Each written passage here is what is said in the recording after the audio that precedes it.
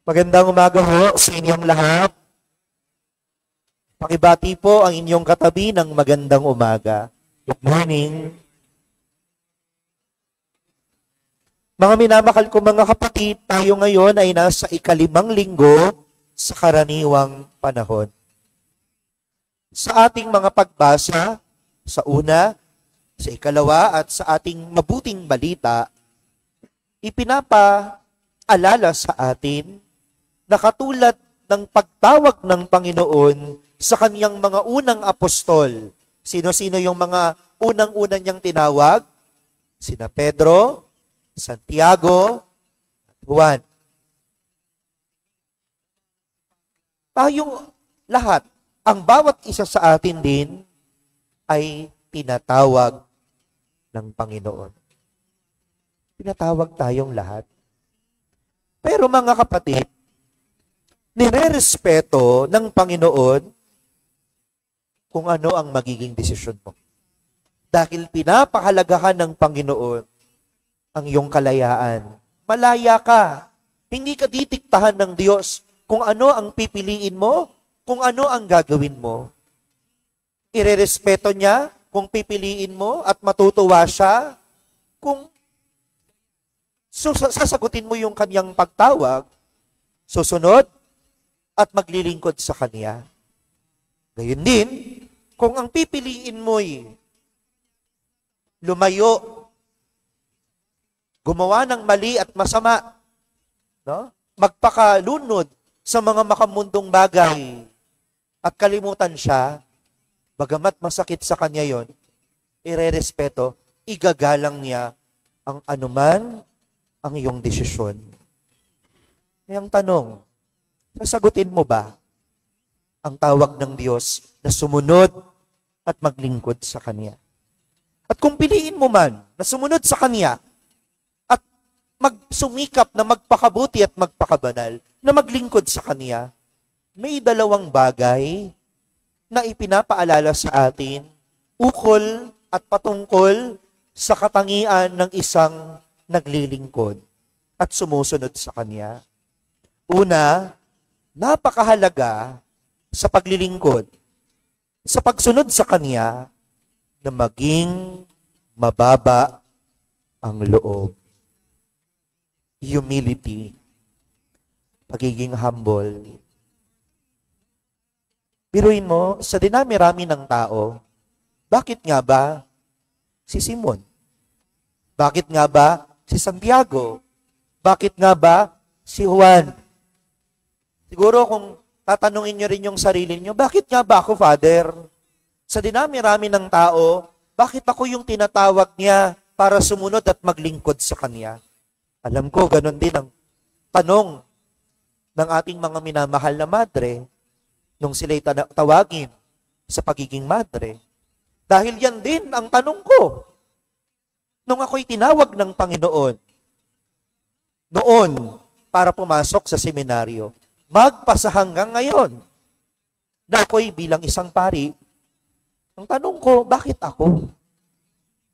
Marahil lahat tayo ang sasabihin, marami namang mas magaling, marami namang mas mahusay, marami namang mas mabuti, marami namang mas banal.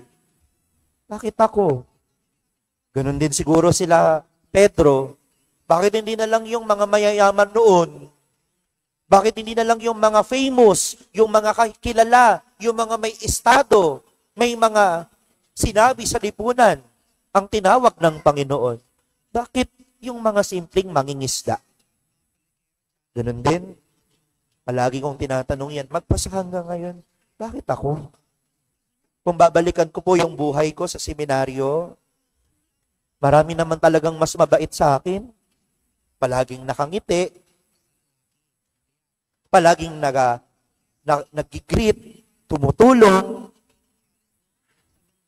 Marami namang mas matalino sa akin. No? Noong ako'y nasa seminaryo, umiiyak na ako, hindi ko maintindihan yung binabasa ko. No? Yung mga katabi kong kwarto, yung mga kaklase ko, humihilik na. No? Ako, hindi ko maintindihan yung binabasa ko. Paulit-ulit, madaling araw na. Hindi ko maintindihan. Paano na yung exam? Paano na yung quiz mamaya? Iniyak ko. Iniluha ko ang pag-aaral sa seminaryo. Tinatanong ko yung sarili ko, bakit ako? Mas marami namang banal. Nung panahon na ako'y nasa seminaryo, meron po akong ibabahagi sa inyo, ha? Sa atin lang to. Maaasahan ko ba kayo na hindi nyo po i-chismis sa iba? Okay lang ba? Sa atin lang. Amen. Huwag kayo maingay, ha? Huwag nyo po akong gagayahin. Dahil nga po dahil sa pag-aaral, minsan, hindi ko namamalayan na nakakatulog ako sa pagdarasal. Magugulat na lang ako, nag-bell. No? At paggising at pagmulat ko, pagtingin ko sa mga katabi ko, mga umiiyak. Nakaluhod, nagdadasal. Talagang sincere na sincere sa pagdadasal. Marami namang mas banal. Maraming mas mabuti. Maraming mas karapat-dapat. Pero bakit ako? Ganon din ang tanong nyo sa inyong sarili. Bakit ako? Pero isa lang ang sagot ng Panginoon. Bakit nga ba hindi ikaw? Bakit nga ba hindi ako? Bakit nga ba hindi tayo? Sa gitna ng mga bagay na hindi karapat-dapat, tayo'y pinapagindapat ng Panginoon upang sumunod at maglingkod sa Kanya. Dahil hindi naman niya kailangan ng mayayaba, ng mga matatalino, ng mga makukusay, ng mga magagaling. Ang kailangan niya lang ay yung mga taong mababa ang loob. Kasi may mga ilan, hindi ko naman sinasabing dito, ha? Wala naman dito eh. Sa ibang parokya, meron masyadong nagmamagaling, masyadong nagmamarunong. Minsan nga, mas mahusay pa sa pari. Minsan nga, mas magaling pa sa Diyos. Pero alam naman natin, na sa harap ng Diyos, wala tayong maipagmamayabang, wala tayong maipagmamalaki. Kaya una, tandaan, ang katangian ng isang susunod at maglilingkod sa Panginoon, maging mababa ang loob. Ikalawa, mga minamahal ko mga kapatid, katangian ng pagsunod at paglilingkod ay ang pagiging masunurin. May mga bagay tayong hindi maiintindihan. Maraming mga katanungan na hindi masasagot. Maraming mga bagay na hindi mauunawaan. Pero kailangan nating sumunod. Alam niyo, mga minamahal ko mga kapatid, sa mabuting balita, bakit nga ba sumunod ang isang mangingisda sa isang karpintero? Ang mangingisda, alam niya kung kailan siya makakahuli at kung kailan siya hindi makakahuli. O, parang ganito na lang po yan. Masakit ngipin mo, kanino ka pupunta? Kanino ka pupunta? Masakit ngipin mo, pupunta ka ba sa teacher mo? Hindi. Though, tayo pupunta sa teacher para magpaturo sa mga assignments at sa mga subjects natin, pero sa dentista tayo pupunta kapag masakit yung ngipin natin. Halimbawa, magpapatayo ka ng bahay. Kanino ka lalapit? Lalapit ka ba sa mangingisda? Hindi. Sa engineer at sa architect. Pero, nakapagtataka, bakit ang mangingisda, alam niya kung kailan siya makakahuli o hindi, sumunod siya sa karpintero na si Jesus. Nandun yung pagtitiwala. Nandun yung pagkilala sa kung sino si Jesus. Nakapanatagan at pagtitiwala na alam niya na hindi siya mapapahamak sa kanyang pagsunod sa Panginoon. Na wala namang mawawala. At ganun din ang ipinapaunawa sa atin, mga minamahal ko mga kapatid. Walang masama sa pagsunod Hindi tayo mapapahamak sa pagsunod. Hindi tayo mamamatay sa pagsunod.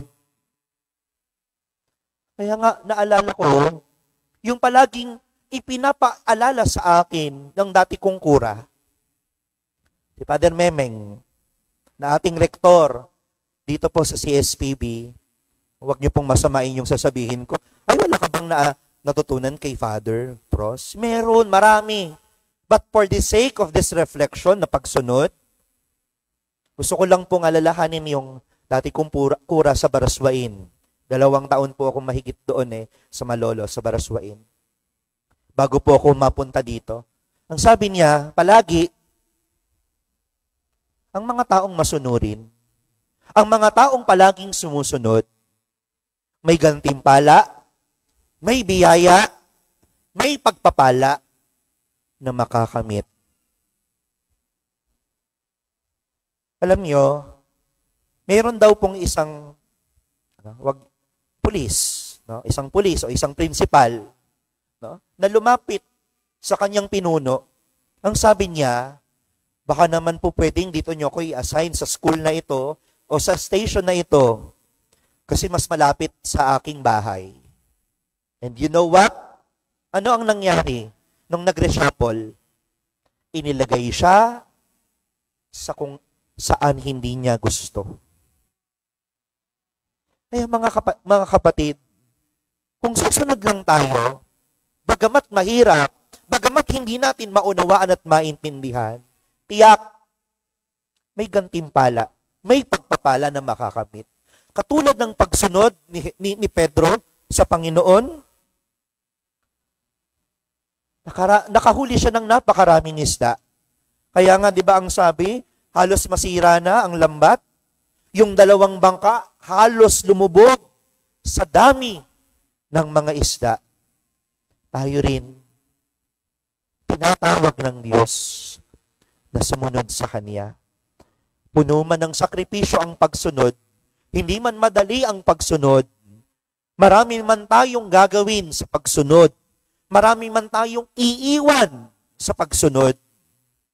Pero alam natin na, sa pagsunod natin sa Panginoon, sa paglilingkod natin sa Panginoon, may gantimpala, may biyaya, may pagpapala na tayo ay makakamit. Amen.